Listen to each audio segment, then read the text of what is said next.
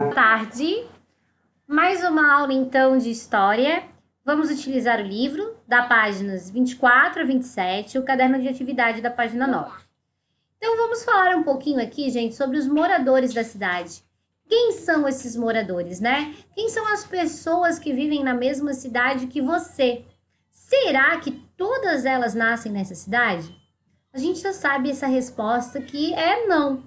Vocês podem até perguntar aí para os pais de vocês se todos eles são nascidos, né, e criados na cidade onde eles estão hoje, ou até mesmo os pais deles. Vocês vão descobrir que muitos são, mas muitos não são.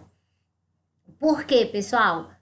As pessoas, elas acabam migrando de suas cidades, às vezes por condições de vida melhor, às vezes porque foram modificadas de emprego, o emprego acabou transferindo. Existem muitos motivos para as pessoas fazerem isso.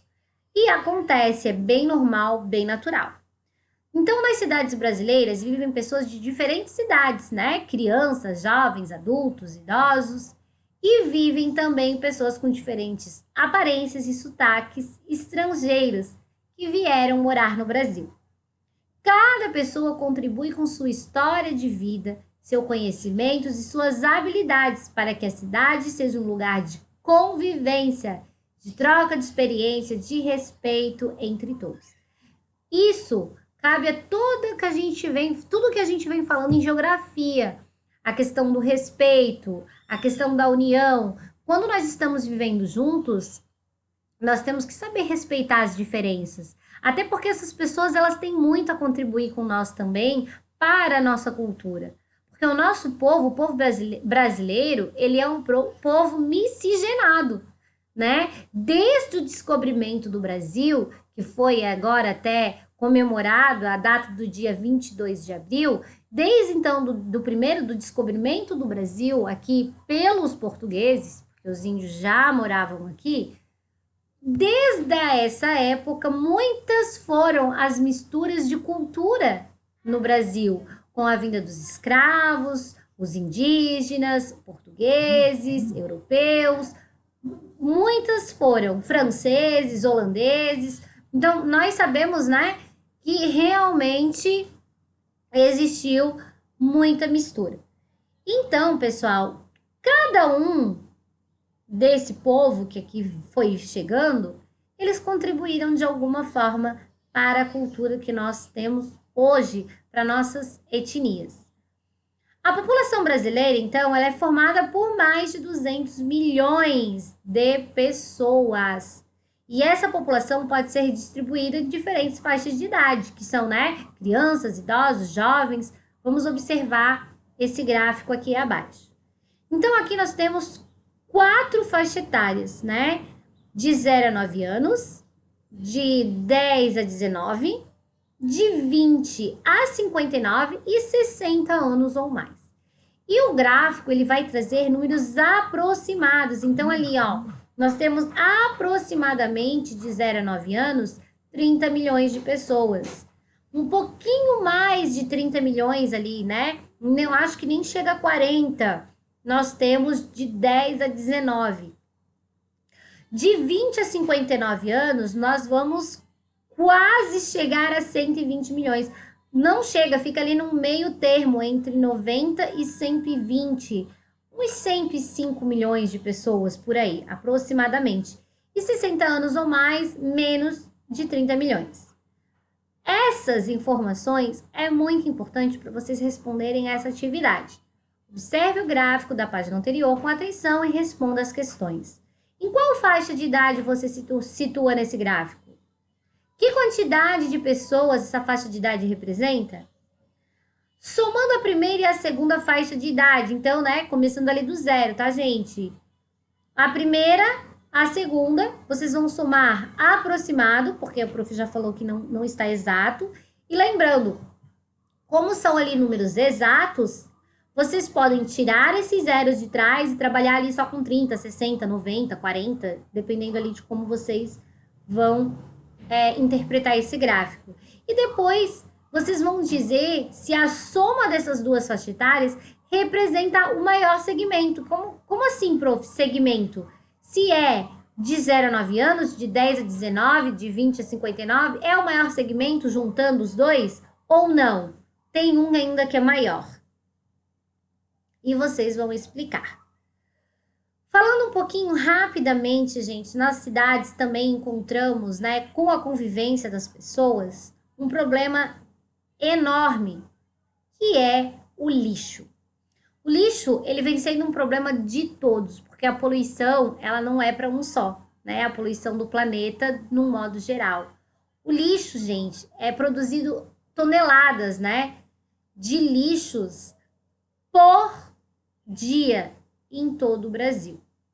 Nós temos que cuidar, porque esse lixo ele acaba, se ele não for descartado da forma correta, ele vai parar num lixão ou num aterro sanitário e ele vai ficar ali por anos até se decompor, produzindo gases tóxicos, poluindo o solo, e isso também pode poluir as águas, né? Por quê? Porque nós temos os lençóis freáticos, quando esse lixo ali por muito tempo, todo esse líquido, né, ele vai acabar indo lá para as águas dos nossos rios através dos lençóis freáticos. Fora a nossa poluição do ar, entre outros, transmissões de doenças. Que tipo de atitudes podemos adotar para diminuir a quantidade de lixo descartado no nosso dia a dia? O que eu posso fazer para que não tenha tanto descarte de lixo? Será que eu posso ir no mercado e procurar embalagens que tenham menos coisas, menos plástico, pouca embalagem, né? Porque às vezes eu compro um pacotinho de bolacha, tem um pacotinho de bolacha, tem a bolacha dentro, tudo individualzinho em pacotinho, isso gera lixo. Existem 3 R's, tá, gente? Que é reduzir, reciclar, reutilizar. O que eu posso fazer para reduzir? O que eu posso fazer para reutilizar? O que eu posso fazer? Reciclar. Reciclar só depende de vocês, basta separar o lixo. Depois ali, gente, vamos falar que toda cidade ela tem uma história. Eu vou ler rapidamente com vocês esse texto agora e depois nós vamos falar um pouquinho sobre essa história. A história das cidades, ela vem com a construção, ela vem com a cultura que vai se criando ao longo dos tempos. As cidades mudam com o passar do tempo. Algumas crescem e se desenvolvem, outras diminuem em números de habitantes ou têm suas características alteradas. Para conhecer a história de uma cidade, podemos pesquisar documentos, jornais, fotografias, mapas e plantas antigos. Investigar construções antigas e novas, prédios e monumentos, ou conversar com moradores da região. A cidade de Olinda, em Pernambuco, ela é uma das mais antigas do Brasil.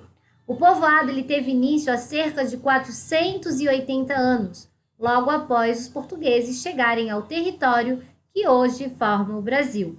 Em 1537, Olinda já estava elevada à categoria de vila. Então, Olinda, ela fica na região Nordeste, né? Nós temos 5 regiões, a prof já comentou uma vez sobre isso na sala, não sei se vocês vão lembrar. Essa região Nordeste foi a região onde os primeiros portugueses chegaram na época do descobrimento. Chegaram aqui, já tinham os índios, né? Essas cidades que foram construídas, elas foram acabando, começando a população lá em 1530. Ficou um tempo sem ser habitado, né? Só explorando o pau-brasil. Então, Olinda, gente, foi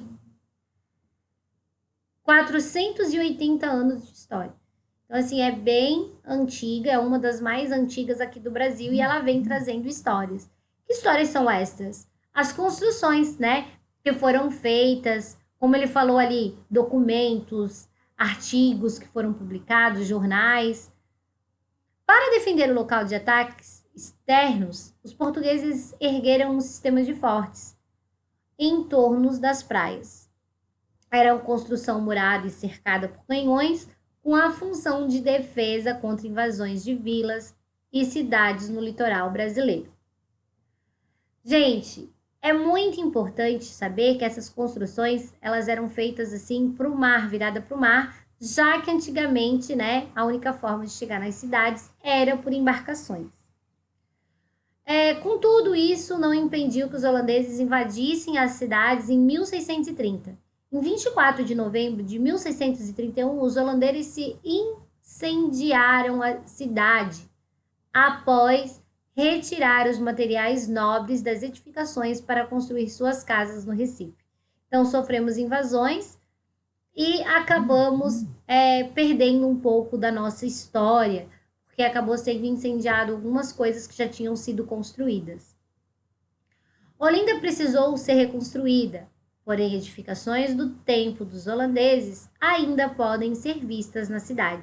Então, nós conseguimos ver as construções feitas pelos holandeses, mas perdemos um pouco dos primeiros habitantes lá após os índios, né? Os primeiros que começaram a construir as suas cidades lá, suas vilas, seus povoados. Pessoal, aqui nós temos um mapazinho que vai ajudar vocês, é como se fosse um jogo de batalha naval, né? Ele fala ali a localização, então vocês vão ter que ver as linhas horizontais, que estão ali identificadas por números, e as colunas, que são as verticais, indicadas por letras. Então, cruzando esses dois pontos, se acha a localização. Vou explicar melhor. Aqui nós temos imagens, tá? Leiam com bastante atenção as legendas. Nós temos imagens de alguns monumentos históricos que foram construídos, que contam um pouco da história de Olinda. E ali dá para vocês identificarem nessa atividade o que eles querem. Por exemplo, o Mosteiro de São Bento. Eu vou procurar onde é que está o mosteiro, aqui nas atividades. Vou ver qual a cor do triângulozinho que representa e vou olhar aqui acima onde é que esse triângulozinho ele se encontra. E depois eu vou cruzar e ver o encontro das duas linhas, se ele é 2B, se ele é 4C, vai depender de vocês aí. Dê uma olhada. Após, qual dessas edificações mudou de função? Como que eu vou saber isso, prof? A legenda conta um pouco para vocês. Moradores da cidade, novamente aqui um gráfico. Qual é o município com maior número de habitantes? Essa aqui está bem fácil. De acordo com o gráfico, assinale a resposta correta. Qual desses municípios possui o menor número de habitantes? Também bem fácil. E qual é o número de habitantes de Brasília e de Salvador?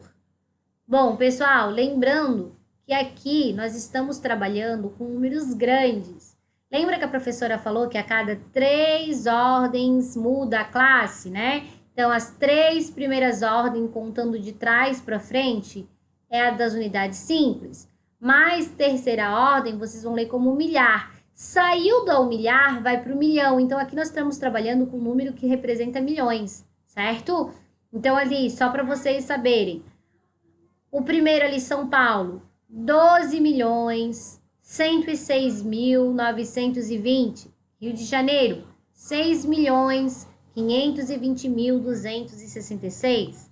Brasília, 3.039.444. E Salvador, 2.953.986.